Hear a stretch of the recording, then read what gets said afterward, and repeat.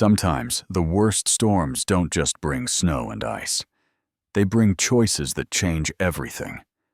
And on one frozen night in Montana territory, a cowboy named Eli Garrick would face a choice between safety and salvation. Before we dive into the story, click the like button and subscribe to the channel so you don't miss more heartwarming stories tomorrow. Also, leave a comment telling us where you're watching from and what time it is there. Now let's continue with the story. Eli Garrick had learned to read the mountains the way most men read newspapers. 28 years of hard living had taught him that survival meant paying attention to signs others ignored. So when the Blackfeet traders came through Bitterroot Valley in December 1879, warning about the cruelest winter in 20 snows, Eli listened. He spent 3 days reinforcing his barn, stacking firewood until his shoulders screamed, and moving his cattle closer to shelter. His ranch sat on the eastern slopes of the Sapphire Mountains, isolated enough that help was never coming quick if things went sideways. On the afternoon before the storm hit, Eli was hammering the last boards across his barn door when he heard the rattle of a stagecoach. He straightened up, squinting toward his neighbor's property about a mile east. Virgil Kemp's ranch sprawled across some of the richest grazing land in the territory, and Virgil made sure everyone knew it. The stagecoach rolled up to Kemp's main house, and Eli watched through his spyglass as a young woman stepped down, stumbling slightly in her travel dress. She looked small next to Virgil's bulk, fragile as a bird with a broken wing. Virgil barely offered her a hand. No smile, no warmth, just a curt gesture toward the house before he turned to bark orders at his ranch hands. The woman stood there for a moment, alone in the yard, and even from a distance, Eli could see her shoulders sag. He lowered the spyglass and told himself it wasn't his business. Virgil Kemp's affairs never were. That night, the blizzard descended like the wrath of an angry god. Wind shrieked through the canyon walls, driving snow so thick Eli couldn't see his own porch from inside the cabin. He kept the fire roaring, listening to his barn timbers groan under the assault. Around midnight, during a brief lull when the wind dropped to a howl instead of a scream, he heard something else. A sound that didn't belong to the storm. Faint. Human. A cry for help carried on frozen air. Eli stood frozen by his window, every instinct screaming at him to stay inside where it was safe. Going out in this would be suicide. But that sound came again, weaker this time, and something in his chest cracked open. He grabbed his bearskin coat and headed for the door. The blizzard fought him for every step. Snow hit his face like broken glass, and the wind tried to rip him from his saddle. Eli wrapped the reins around his frozen fist and let his horse find the path. The animal knew better than he did, which direction meant survival. But that cry had come from somewhere east, toward Kemp's land, and Eli pushed forward into the white fury. He almost missed her, just a dark shape in the snow that his horse shied away from. Eli dropped down, and his boots sank knee-deep into the drift. When he brushed away the snow, his breath stopped. The woman from the stagecoach lay curled on her side, her lips the color of winter sky. Her skin felt like marble under his glove. She wore nothing but a thin traveling dress and a shawl that did nothing against Montana's rage. No time to think. Eli stripped off his bearskin coat and wrapped it around her body.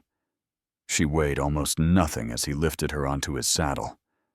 The horse staggered under the double load, and for a terrifying moment Eli thought they'd all go down together in the snow.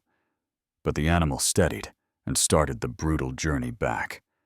Inside his cabin, the fire still burned strong. Eli kicked the door shut behind him and laid Anna on the floor near the hearth. Her breathing came shallow and slow. He'd seen frostbite before during the war, seen men lose fingers and toes because nobody knew what to do fast enough. His hands shook as he worked.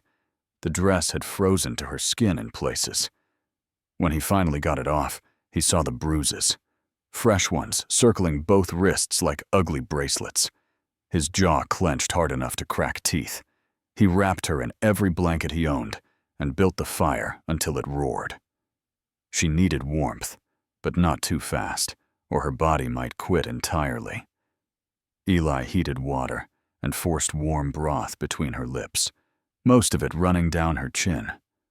Her eyes moved behind closed lids, and she made small sounds that tore at something in his chest. Outside, the storm reached a pitch that made his cabin walls groan. Snow piled against the windows until the world disappeared into white nothing. They were cut off completely. No way to reach Doc Harriet. No way to get help from town. Just him and this dying woman, and the fire between them, and the cold. As midnight passed into the darkest hours, Anna's breathing changed, became ragged. Her skin burned hot under his hand, and he realized with growing dread that she'd gone from freezing to fever. He'd saved her from the storm, only to watch her slip away from something he couldn't see or fight. Eli sat back on his heels and made a choice. She wasn't dying. Not in his cabin. Not on his watch. Whatever it took, he'd keep her breathing until dawn. 3 days blurred together into one endless battle. Eli barely slept. Every time he closed his eyes, he'd jerk awake to check if she was still breathing. The fever took her deep into places he couldn't follow. She thrashed against the blankets, speaking in a language he didn't understand. Russian, he guessed, though he'd never heard it before. Sometimes she'd switch to broken English, and those were the words that stayed with him. "The contract," she whispered during the second night, her voice raw. "Father." Signed. Had no choice. The debts, they were going to take everything. Eli pressed a cool cloth to her forehead, and she grabbed his wrist with surprising strength. Her eyes opened, but looked right through him. "I thought he'd be kind," she said. "The letters were kind. But his eyes. God, his eyes, when he looked at me." Her hand fell away, and she sank back into Russian muttering. Eli sat there in the firelight, piecing together a story he wished he didn't understand. A father's gambling debts, a daughter sold to pay them, a man across the ocean who wrote beautiful lies to trap a desperate girl. On the third morning, he looked out his window and saw them. 3 riders from Kemp's ranch, moving slow through the deep snow. They got maybe halfway between the properties before turning back. The drifts were too high, the cold too brutal. But Eli knew they'd try again once the storm broke. He looked at Anna, still fever-bright and mumbling, and something hard settled in his chest. When Kemp came for her, and he would come, Eli would have to make a decision. That afternoon, Anna's fever finally cracked. She went quiet for the first time in days, her breathing evening out. Eli dozed in his chair, exhausted beyond measure. When he woke, the cabin was dim with late afternoon light, and Anna's eyes were open, watching him. She looked terrified. "Where?" she started, her voice barely working. "Where am I?" "My cabin. Found you in the storm." Recognition flickered across her face, memory returning. Her hand moved to her throat, and she looked down at herself, wrapped in his blankets, wearing one of his old shirts. Understanding what that meant made her eyes fill with tears.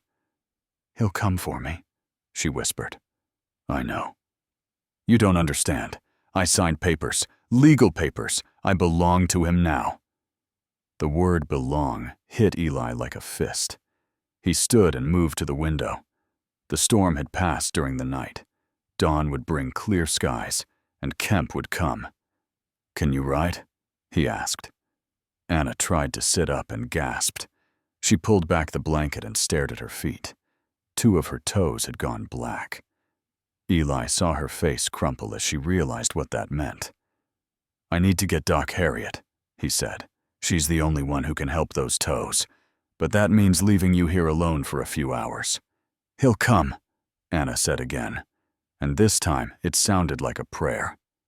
Eli rode hard to Doc Harriet's place, pushing his horse through snow that still came up to its chest in places. Doc Harriet Moss lived 3 miles west, in a sturdy cabin she'd built herself after her husband died in a mining accident.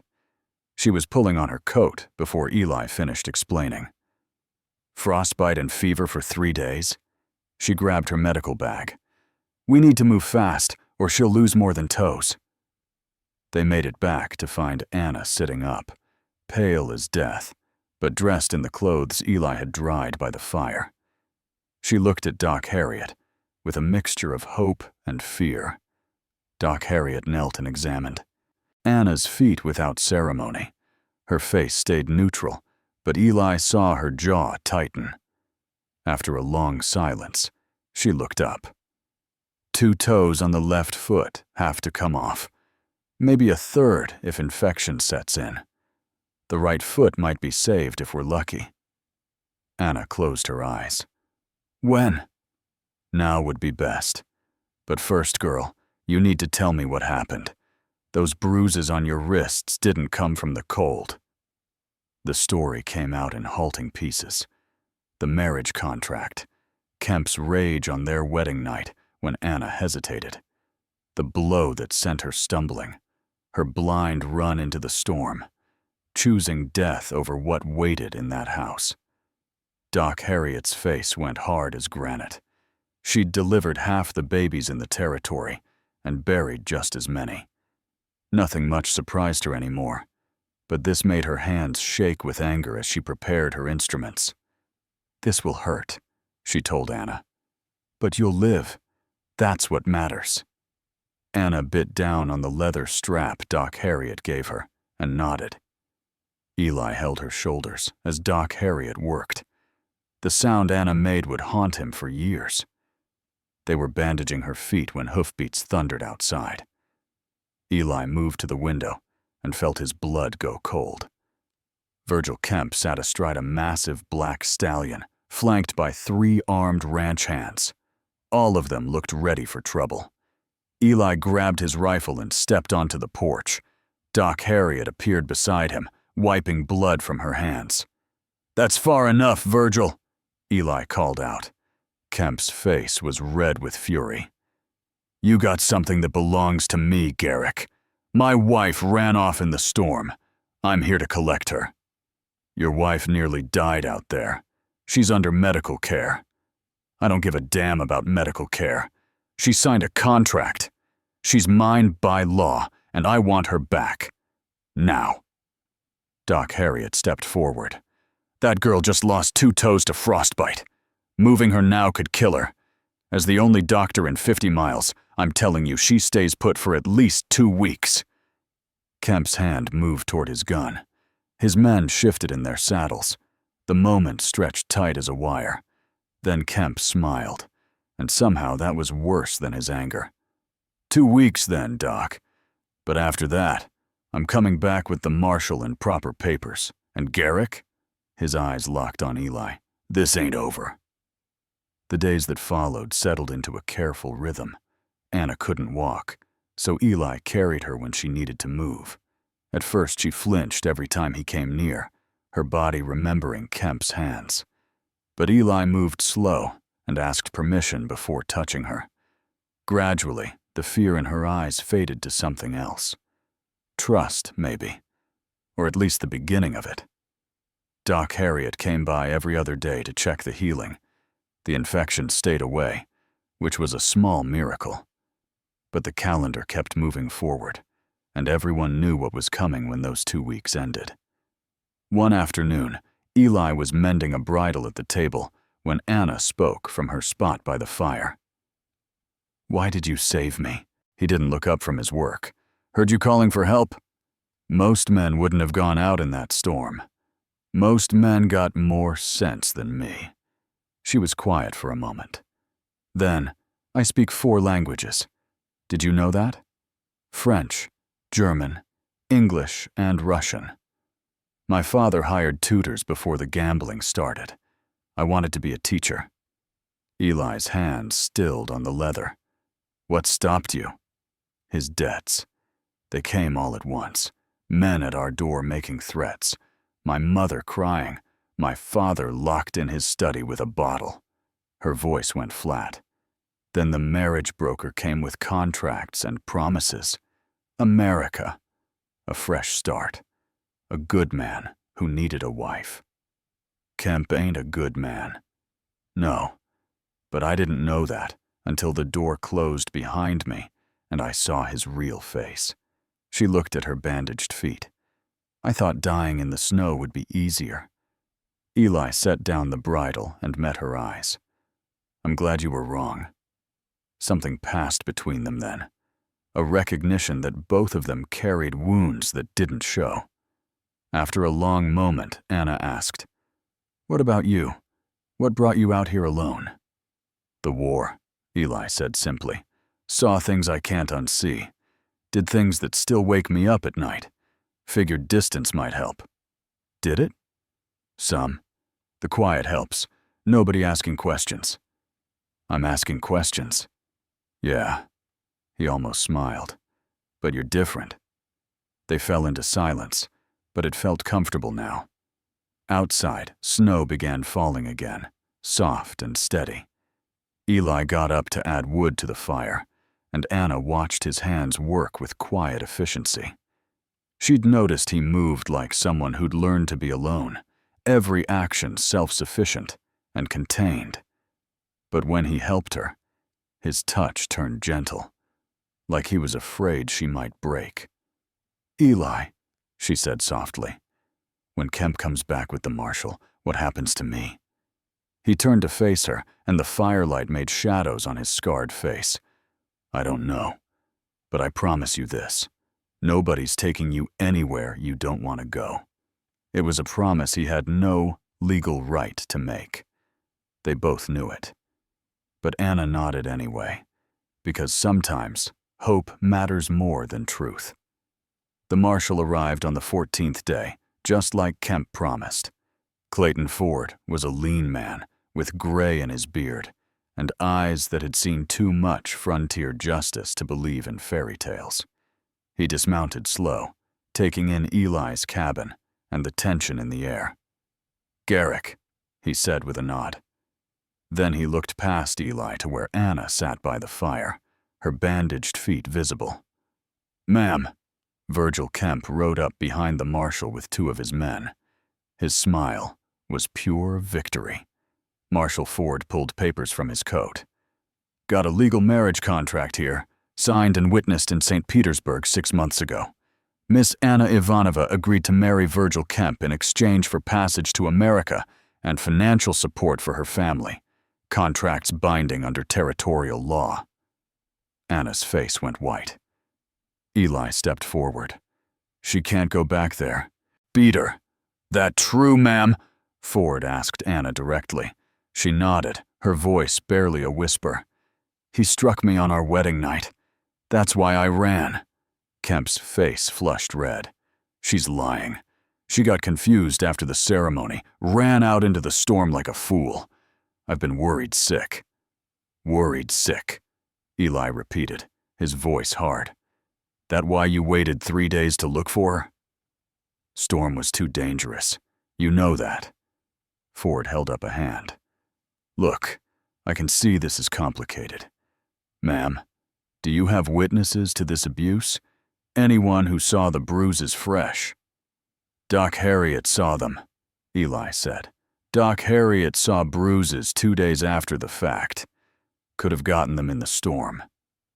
Ford's voice wasn't unkind, but it was final. "Without witnesses to the actual event, it's her word against his. And legally, that contract still stands." Anna's hands twisted in her lap. "Please, I cannot go back there." Kemp's smile widened. "Now, Anna, let's not be dramatic. You're my wife. You belong home with me, where I can take proper care of you." The word belong made Eli's fists clench. Marshal Ford saw it and shook his head slightly in warning. "I'm giving you 3 days to heal up and prepare, ma'am," Ford said. "After that, law says you go back to your legal husband. I'm sorry, but that's how it is." Kemp tipped his hat, already celebrating his victory. 3 days, then. I'll send a wagon." He looked at Eli with cold satisfaction. "Thank you for taking such good care of my property, Garrick." After they left, the cabin felt like a tomb. Anna stared at the fire, tears running silently down her face. Eli paced like a caged animal, his mind racing through options that all ended the same way. "There has to be something," he said finally. "Some way out of this." Anna looked at him with hollow eyes. "There isn't. The law is clear. I signed a contract, and I belong to him now." She said the last words like they were poison. "Unless I'm already married to someone else." The cabin went silent except for the crackling fire. Doc Harriet showed up at dawn with the idea fully formed. She burst through the door without knocking, her eyes bright with the kind of plan that came from desperation. "You two need to get married," she announced. "Today." Eli and Anna both stared at her. Doc Harriet set her bag down and started talking fast. "Listen, a legal marriage trumps a contract. If Anna's already married to someone else, that contract with Kemp becomes void. It's the only way." "That's insane," Eli said. "You got a better idea?" Doc Harriet shot back. "Because in 2 days, that girl goes back to a man who beats her, unless she's already somebody else's wife." Anna's hands shook as she looked between them. "But Eli would make an enemy of the richest man in the territory. Kemp would destroy him." "Kemp's already my enemy," Eli said quietly. "Has been since I refused to sell him my water rights 3 years back." Doc Harriet pulled a chair up to face them both. "I'm not saying this. It's simple. Eli, you'd be painting a target on your back. Anna, you'd be trading one stranger for another. But at least this stranger pulled you out of a blizzard instead of throwing you into one." The cabin went quiet. Outside, a hawk cried in the clear morning air. Anna looked at Eli, really looked at him. Saw the scars on his hands from hard work. Saw the way he'd moved around her these past weeks with careful respect. Saw a man who'd risked his life for a woman he didn't know. "It would be in name only," she said slowly. "Just paperwork. We could figure out the rest later." Eli's jaw worked as he thought it through. Every instinct told him to stay alone, stay safe, keep his walls up. But something had shifted in these 2 weeks. Something that made the idea of Anna going back to Kemp feel like swallowing broken glass. "All right," he said finally. "Let's do it." Marshal Ford wasn't happy about being called back, but he was an honest man. When they explained the situation, he studied them both for a long moment. "This is legal," he said slowly, "but Kemp's going to scream fraud." "Let him scream," Doc Harriet said. "Can you witness it or not?" They married in Doc Harriet's cabin that afternoon. No flowers, no music, just Anna in her traveling dress, Eli in his cleanest shirt, and words spoken in front of witnesses. When Marshal Ford declared them husband and wife, Anna's hand found Eli's and squeezed tight. By the time Kemp heard the news, it was done. He rode to Eli's cabin that evening with murder in his eyes. "This is fraud," he snarled. "You can't just steal another man's contracted bride." "She's my wife now," Eli said calmly. "Legal and witnessed. You got a problem with that? Take it up with the territorial court." Kemp's face went purple with rage. "You just made the biggest mistake of your life, Garrick. I will ruin you. Everything you own, everything you are, I'll destroy it all." Kemp made good on his threats. Within a week, Eli's credit at the general store got canceled. The bank that held his mortgage suddenly wanted full payment. Fences on his property started breaking in the night, letting cattle wander onto Kemp's land, where they'd conveniently disappear. But something unexpected happened. Anna refused to be helpless. She took over the account books and found 3 years of errors in Eli's favor at the lumber yard. Money he'd overpaid and never noticed. She wrote letters to suppliers in Missoula, bypassing the local merchants Kemp controlled. Her education and language skills opened doors Eli didn't know existed. Within a month, they were not just surviving Kemp's attacks, but pushing back.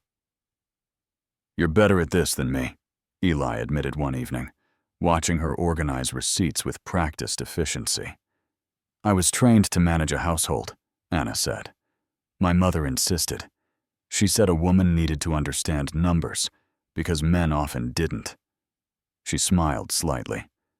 She was right. They developed a rhythm. Eli handled the ranch, work, while Anna managed everything else. She learned to cook frontier food, though her first attempts at biscuits could have been used as ammunition.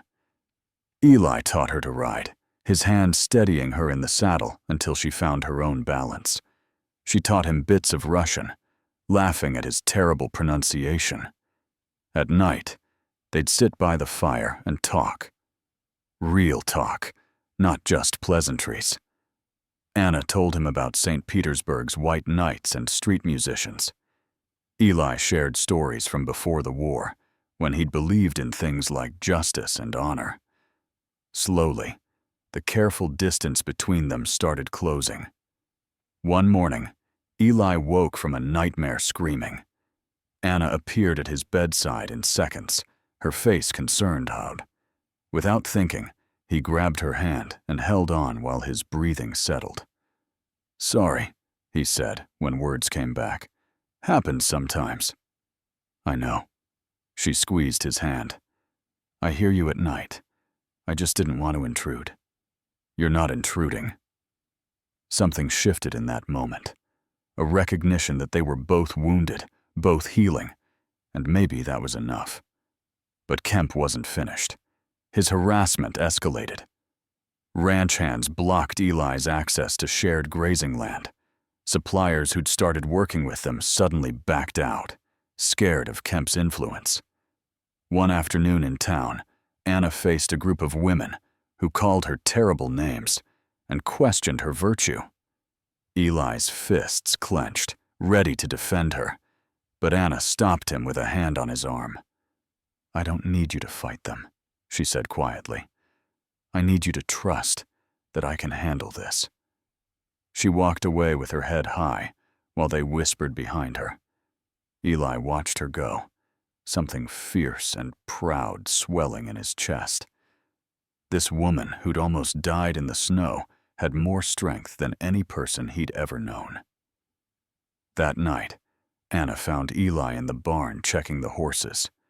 She stood in the doorway, backlit by moonlight. "Thank you," she said, "for letting me fight my own battles today. You didn't need my permission. No, but you could have made it harder by trying to protect me." The fire started just after midnight. Eli woke to the smell of smoke and the sound of horses screaming. He burst from the cabin to see flames eating through his barn, orange light turning the night into day. "Anna!" he shouted, already running. She appeared seconds later, limping but moving fast. Together they threw open the barn doors. Smoke poured out thick and black. Eli covered his face with his shirt and plunged inside. The heat hit him like a wall. He found the first horse wild with terror and dragged it toward the door. Anna grabbed its halter and pulled it to safety, while Eli went back for the next one. 3 trips. 4. His lungs burned and his eyes streamed, but he kept going. Anna worked beside him, refusing to stay back, her face covered in soot.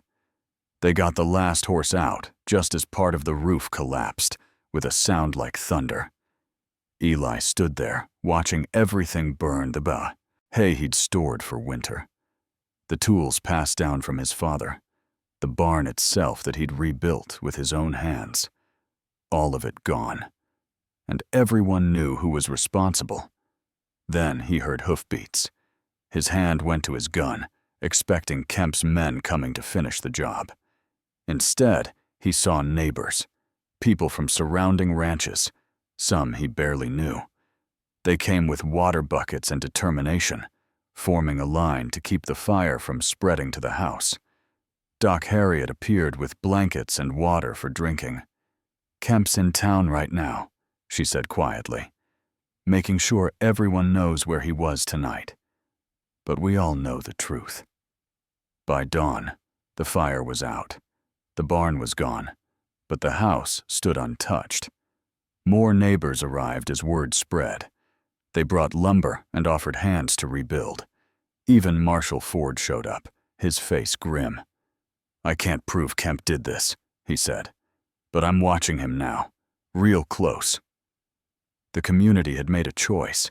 They'd been afraid of Kemp's power for years, but watching him destroy a good man's livelihood over a woman he never really wanted pushed them too far. By standing with Eli and Anna, they were telling Kemp his influence had limits.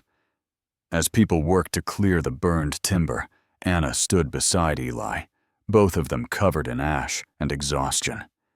He looked at her and saw everything she'd become to him. Not just a wife on paper, not just someone he'd saved, but a partner who'd fought beside him through everything. "I'm sorry," he said. "This is my fault. If I hadn't married you," Anna cut him off by taking his hand. "If you hadn't married me, I'd be living in hell with a monster. This?" She gestured at the destruction. "This we can rebuild. What Kemp would have done to me, there's no rebuilding from that." Eli pulled her close, and for the first time since that night in the blizzard, Anna let herself lean into someone else's strength. Around them, neighbors worked and called to each other, building something bigger than a barn. They were building the kind of community that didn't let evil win without a fight. The barn raising took 3 weeks. Men came from ranches 50 miles out, bringing lumber and sweat. Women brought food and stayed to help Anna organize the effort. What Kemp meant as destruction became something else entirely, a statement that some things mattered more than one man's anger. Kemp himself stayed away, watching from a distance as his intimidation crumbled. Marshall Ford made visits to his ranch, asking pointed questions about his whereabouts the night of the fire. Word spread that the territorial governor was taking interest in reports of harassment. Kemp's power had always come from fear and silence. Now people were talking, and he couldn't stop it. One evening, Eli and Anna stood looking at the new barn, bigger and stronger than the old one. The sun was setting, painting everything gold. "We did it," Anna said softly. "We did." Eli turned to look at her. "Anna, I need to say something." She faced him, waiting. "This marriage started as paperwork, a way to keep you safe. But somewhere along the way, it became real for me. You became real." He struggled for words that had never come easy. "What I mean is, if you want this to be a real marriage, I'm asking. And if you don't, that's fine too. You don't owe me anything." Anna's eyes filled with tears, but she was smiling. "You think I organized all those suppliers and managed these books just for paperwork? You think I held your hand through nightmares because of a contract?" She stepped closer. "I chose you, Eli Garrick. Not because I had to, because I wanted to." He kissed her then, gentle and careful, like she was something precious that might break. She kissed him back, fierce and certain, showing him she was stronger than he thought. That night, they heard horses approach. Eli grabbed his rifle, but Anna touched his arm. Through the window, they saw Kemp alone on his black stallion. No men, no weapons visible. He sat there for a long moment, staring at the new barn and the house with smoke rising from its chimney. Then he turned his horse and rode away. They never saw him again. Word came months later that he'd sold his ranch and moved to California. Some said he left because the territorial investigation got too close. Others said he just couldn't stand watching Eli and Anna build something he'd never understand. Either way, his shadow finally lifted. Spring came and Anna planted a garden. Eli built furniture for the house. They learned each other's rhythms and made space for each other's wounds. Some nights were hard, haunted by old ghosts. But they faced them together. The marriage that started as survival became something neither expected. Two people who'd been drowning alone found solid ground in each other. And in the harsh beauty of Montana territory, surrounded by mountains and community, they built a life worth saving. If this story touched your heart, click the like button and subscribe to the channel, because tomorrow we have another incredible story of courage and unexpected love that you won't want to miss.